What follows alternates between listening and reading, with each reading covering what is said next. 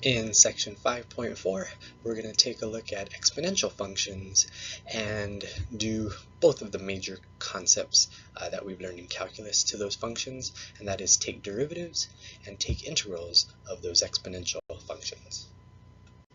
Okay, these first two examples are going to kind of illustrate the difference between, I guess what I'll call regular functions versus these exponential functions.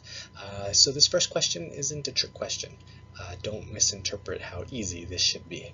We're being asked to take a derivative here of x to the 17th power. So we can use that power rule we learned way back in 2.2. Bring the power down and reduce the power by 1. This is derivative friendly, so we can go ahead and apply the power rule. But what if I switch things a little bit? Instead of x to the 17th, I am now going to write 17 to the x power. The first thing you got to realize is that's called an exponential function. When you have a number raised to an x power, that's what we call an exponential function. And as it turns out, that power rule does not work for that. And that should make sense because we know to use the power rule, if you remember what derivative friendly was, it was a number, an x, and then a power.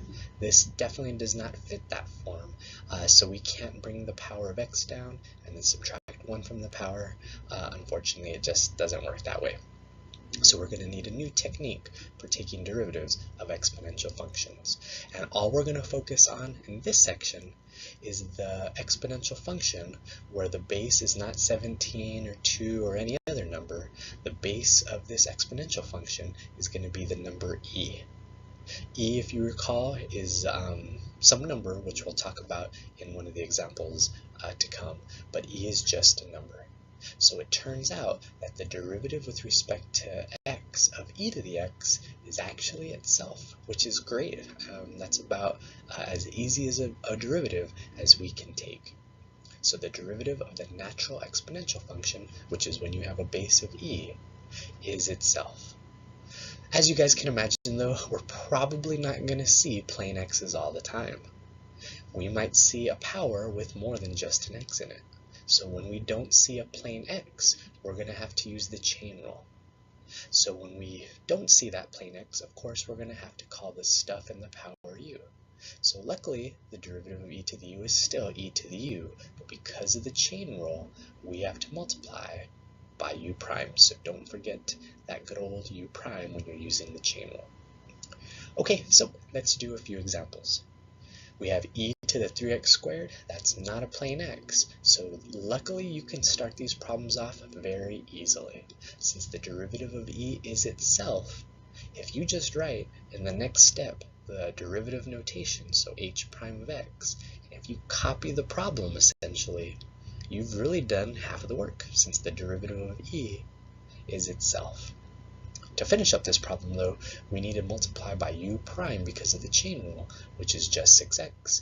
And essentially that is the final answer, but like a lot of the times when we're dealing with the u prime, we usually want to pull it to the front of the term just to kind of clean it up a little. So our final answer will be 6xe to the 3x squared. In this next example, we have e to some stuff again, and it's no different than the one before. The derivative of e is itself, so we're going to write k prime of x is equal to e to the 4x cubed plus 3x minus 1. But because of the chain rule, since there wasn't a plain x in the power, we need to multiply by the derivative of that power. The derivative of the power is 12x squared plus 3, and like we did in the last problem, I'm going to pull that u prime to the front, but in this case, be very careful since there are two terms that make up our u prime.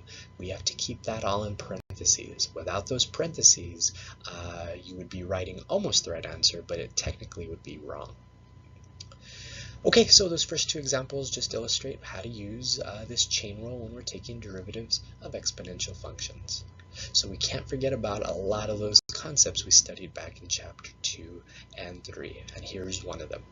To write an equation of a tangent line for a function, we need to be thinking about point-slope form. Y minus y1 equals mx minus x1.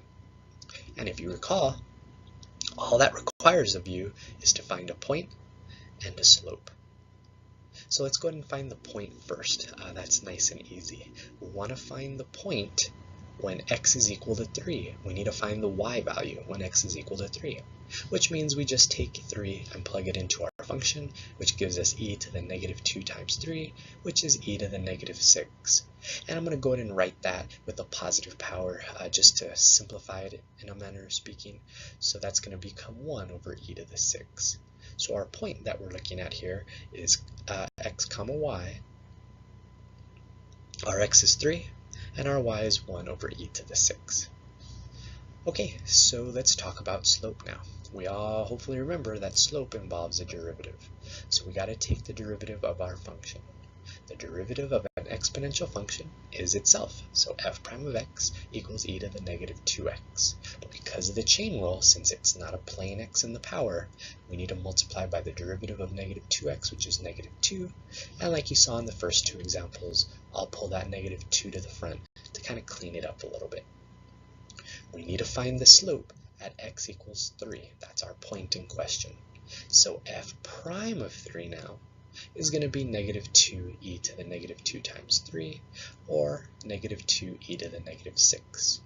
Just like I did with the y value, and remember this was our y value, like we did with the y value, I'm going to send that negative power down to the bottom of a fraction. So our slope is going to be negative 2 over e to the 6. And the last step is just to take all that information and plug it into our point slope form. And this really should illustrate something that we all hopefully remember from doing these problems, and that is we shouldn't simplify. If we don't have to simplify our equations of tangent lines, it's best not to. And definitely in this case, you can see with the complicated stuff that we have here, it's really not in our best interest to try to simplify that. So circle that, and that is the final answer. Okay, continuing on with some more derivative examples. Here we're taking the derivative of x squared times e to the x. We have two functions that are being multiplied, so we have to apply the product rule. The product rule is needed because we have our first function, which is x squared, times our second function, which is e to the x. So using the product rule said we have to take the derivative of the first function first, which would be 2x, and then we leave the second function alone. Then we reverse those rules. We're going to add x squared, we're going to leave the first function alone, and then we multiply by the derivative of the second function. The derivative of e to the x is still e to the x. You'll notice we can simplify this a little bit. Both of these terms have an x times e to the x in them. So when we factor out an x e to the x from the first term, we're just left with a 2. So that's why we got a 2 here. I've kind of reversed the order on you. When we factor out an x e to the x from the second term, we're left with x. So that's where we get that simplified derivative from.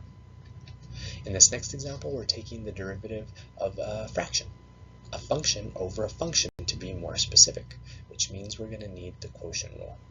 So let's do low d high minus high d low over low low. Low d high. We're going to take the bottom times the derivative of the top. And again, luckily, the derivative of the top is just itself. Minus high d low. So that's going to be the top times the derivative of the bottom, which is 3x squared, all divided by the bottom squared.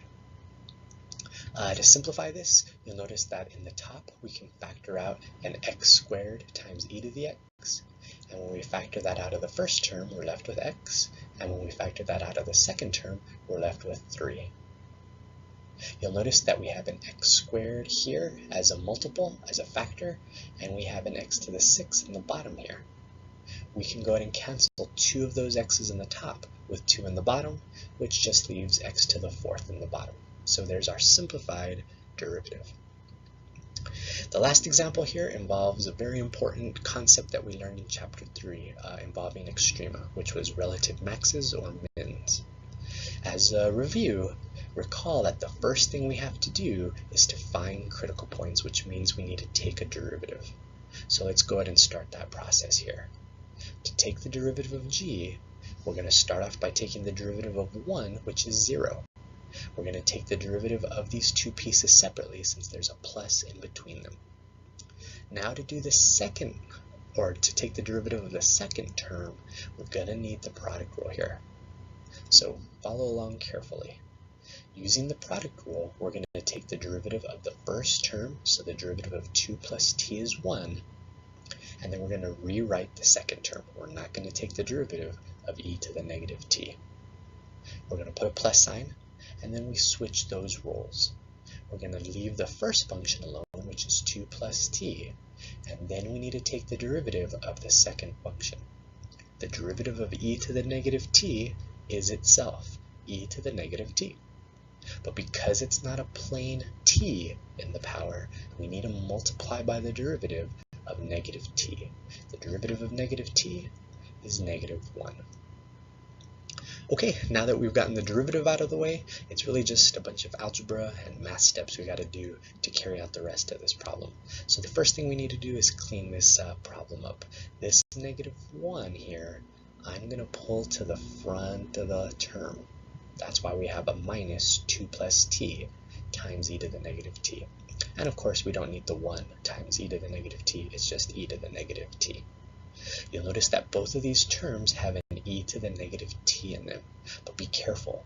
When you factor out an e to the negative t from itself, we're left with a 1. And then in the second term, I'm going to go ahead and distribute the negative to both of those terms. So it'll be minus 2 minus t. Okay, you'll notice 1 minus 2 is negative 1, and we still have minus t. The other thing I'm going to do is send that negative power to the bottom, so e to the negative t becomes e to the t in the bottom of the fraction, and that's what I'm going to call my final derivative. It's as simplified as it can be, and now we're ready to find critical points by setting the derivative equal to 0. When the derivative is equal to 0, really the top is equal to 0. If you take the bottom and multiply it by 0 to the other side, it just goes away, and here we get t equals negative 1. Okay, if you don't make the, again, classic mistake as I refer to it, you won't forget to check also where the derivative is undefined, and that only matters when you have a derivative that's a fraction. So we need to see, when is our derivative undefined? Well, that happens when the bottom is equal to 0. So how do we solve e to the t equals 0? Well, I'm not going to go through the algebra steps of solving that.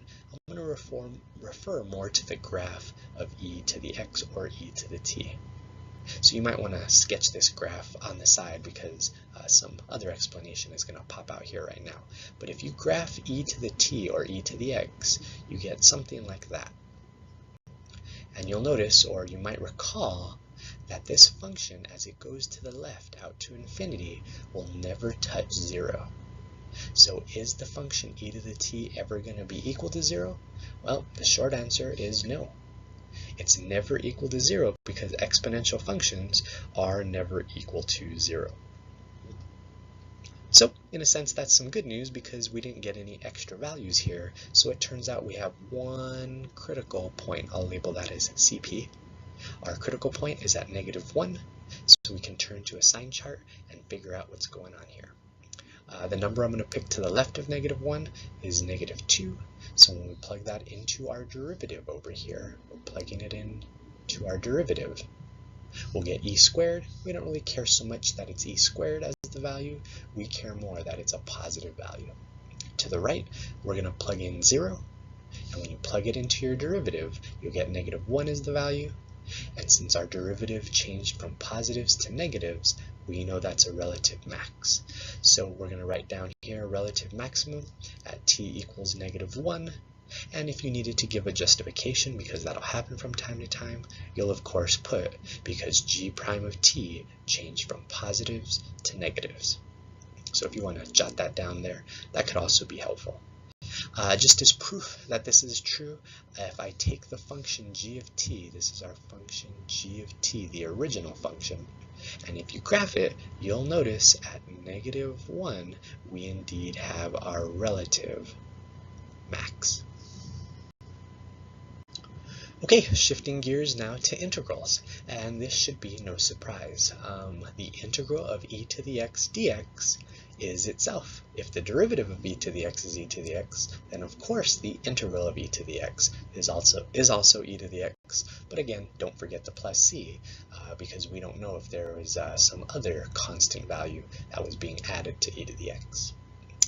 As again, you can imagine, not many problems are just going to be e to the x. It'll happen from time to time, but when you don't see a plain x, you're going to have to think about doing a u substitution instead, the integration by substitution process. So the integral of e to the u, luckily, is still e to the u plus c, but that's assuming we're using a u substitution. And you can see that right away in this first example. It's not a plain x for the power, so we're going to have to call that power u. So if we do our u-box, you'll notice in our problem we have the dilemma that always happens at some point where we have u's with x's, so we have to come over to our u-box and take a derivative. The derivative of u is du, the derivative of 3x plus 1 is 3 dx, and we don't see a 3 in our problem, so we're going to have to divide the 3 to the other side to become 1/3. You'll notice that we have a dx in our problem, and we have a dx in our u-box, so we can replace the dx in our problem with 1/3 du, and that 1/3, just like we've always done since we learned this, will move to the front of the integral. That we can take the integral of now. The integral of e to the u is itself e to the u plus c, and of course we'll still have the 1/3 in the front. Just like we've always done with these integral by substitution problems, we don't want to leave the u as the final answer, so we're going to take that u of 3x plus 1 and plug it back in. In this next example, a lot more stuff going on, but it's still the same idea.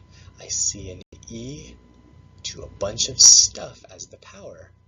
We can't have that, so I don't want to say just by virtue of that, but realistically, just by virtue of that, that would have to be your u. So if we call that stuff as the power u, we can swap all that out and just make it a simple e to the u. So again, we have our dilemma here where we have x's and u's, so we got to come over to the u-box to take that derivative. The derivative of x to the 5th plus x squared minus 1 is 5x to the 4th plus 2x. But you'll notice we don't quite see 5x to the 4th plus 2x over in our problem. We see 10x to the 4th plus 4x. So we've never quite done this in one of our u-boxes before, but instead of moving over the 3 like we did in the previous example, what we need to do here is multiply both sides by 2. The only way we're going to get this to do a proper substitution is if we multiply the right side by 2, which would mean we'd also have to multiply the left side by 2. If we do that, then we'll get 10x to the 4th plus 4x. And now we can make the substitution. I see a 10x to the 4th plus 4x dx, and then we see that same exact thing over in our problem right here. All of that goes away and just becomes 2 du. Or we can move that 2 out to the front. And now we just took a really messy original problem and made it quite simple. It's just the integral of e to the u du, which we now know is e to the u plus c. And again, since we don't want to leave the u as our final answer, we'll plug u back in, and that's our final answer. Okay, in this last example, a little more complicated than the first two, because here we don't have stuff in the power of our e. We just have e to the x times the square root of 1 minus e to the x. But maybe something giving the process away here is that if you think about writing 1 minus e to the x all to the 1/2 power because of that square root, you'll realize we have stuff to a power. And since we can't have stuff to a power, that must make that stuff our u. So if we call that u, we'll end up with e to the x square root of u dx. And now we have the dilemma. We have u's with x's, and that doesn't quite work out. So we've got to come over to the u-box and take a derivative. The derivative of u is du, and on the right side, when we take the derivative of 1, that's 0. The derivative of negative e to the x is negative e to the x dx. I see an e to the x dx, but I don't see that negative like we have on the right side in the u-box. So we'll just send that negative to the other side, and wherever we see an e to the x dx, we're going to replace it with negative du. But that negative being a negative 1 will move out to the front of the integral. And now we can take this derivative. If we write, integral. If we write it integral friendly, it's u to the 1/2. And that we can apply the power rule to. If we add 1 to the power, we'll get 3/2, and when we divide by 3/2, usually we don't write it that way, and for the sake of space, I'm just going to multiply by the reciprocal. So hopefully you're good with those steps, but really this was just u to the 3/2 all divided by 3/2, if you need that in between step.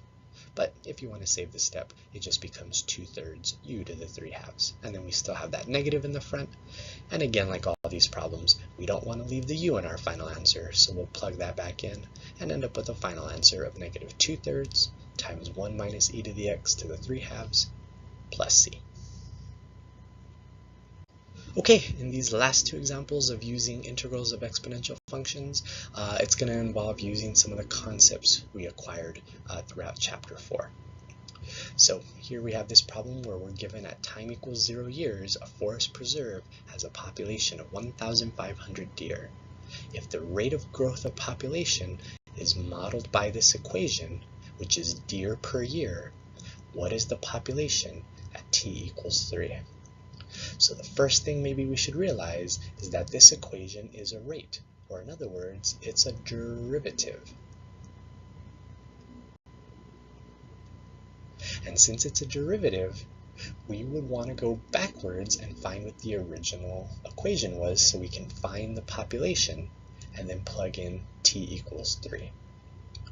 So we're given that at 0 we have 1,500 deer, so the population, I'm going to use big P for population, the population at 0 is 1,500, and we want to find what P of 3 is. And we know that if we integrate the r function, which is a rate, which is a derivative, that will give us the population function plus some c. Okay, so let's go ahead and do that. I'm going to pull the 2,000 out to the front of the integral, and we're going to integrate e to the 0.23t. Since that's not a plain t, we have to call that u. So if we call that u, we have a dilemma. We have u's and t's in our integral, and we can't have that. So if we go over to the u box and take the derivative, we'll get du equals 0.23 dt. We don't have a 0.23 in our problem, all we have is this dt here. So we're going to have to divide 0.23 to the other side. So wherever we see a dt in our problem, we'll replace it with 1 over 0.23 du. And if we move that 1 over 0.23 to the front, it'll be 2,000 over 0.23, and then e to the u du. And now we can simply integrate this. We just practiced using this integral. The integral of e to the u is e to the u plus c, and we still have that 2,000 e to the 0.3 in the front. Okay, so once we have that, we're kind of ready to go. That's our population equation. To find the population, we're going to use this equation, but we're going to have to find that c first. And to find c, what we're going to have to do is plug in the point that we're given. The point that we were given is 0, 1,500. So if we plug in 0 for time and 1,500 for p and solve, we'll get c is equal to negative 7,195.65. And just as something to point out here real quick, e to the 0, anything to the 0 power, is 1. So hopefully me skipping over those couple steps to solve that will help you out there. Okay, so our final population equation that we're going to use is given by this, where we plugged in the c of negative 7,195.65. We're trying to find the population at time equals 3, so in that power where there's a t, we're going to replace that with the value of 3. This would be a good time to pause and maybe type this in your calculator and make sure you can get the same exact answer that I'm getting here. What you're going to get is 10,141, and in this case the units we're talking about are deer. In this last example, we're going to apply the concept that involved integration and finding area. We want to find the area from 0 to 1, between the graph and the x-axis of e to the x over 1 plus e to the x. So as a very first step, we need to realize the concept here of setting up an integral to represent that area. And since we want the area from 0 to 1, those will be our upper and lower bounds. So now let's talk about integrating this function. How are we going to integrate this function? Well, both of the e to the x's don't have stuff in their power, so we can't call anything like u for that. So what are we going to call u? We can't simplify this, by the way. We can't split this into two fractions like this because we have terms in the denominator, and we can't split it like that. So the only thing we can do, and I'm not sure if you can quite identify it, is do you see a function and its derivative inside this integral? Because if we do, that's the way we're going to know how to call, or what to call, the u for our u substitution. And you'll notice, if we call the denominator u, we'll end up with e to the x over u dx. We have our dilemma here of having x's and u's, so we need to get rid of e to the x dx. If we come over to our u box and take the derivative, du, luckily, is equal to e to the x dx. So all of that goes away and just becomes a du. Of course, there's still going to be a 1 in the top of that fraction, though. And now you're going to have to recall back from 5.2. Back in 5.2, we learned that the integral of 1 over u du is ln absolute value of u. And I'll squeeze that in since it didn't come out in each of the steps here, but it's ln absolute value of u from 0 to 1.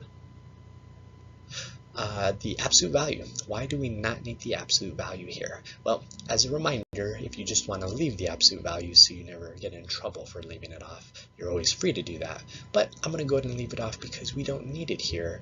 And the reason is e to the x is always a positive value. And of course, if we add 1 to that, that'll still stay positive. Okay, so let's apply the fundamental theorem of calculus. If we take the 1 and plug it in, we'll get ln of 1 plus e to the 1, or just e. And then when we plug in 0, we'll get 1 plus e to the 0, which would be 2. E to the 0 is 1, so 1 plus 1 is 2. And then we subtract the two values. The final answer is just going to be a decimal here that we're going to write out, and we're going to leave it as that decimal. So if you type that in a calculator, you should get 0.620 as the area between the curve and the x-axis from 0 to 1.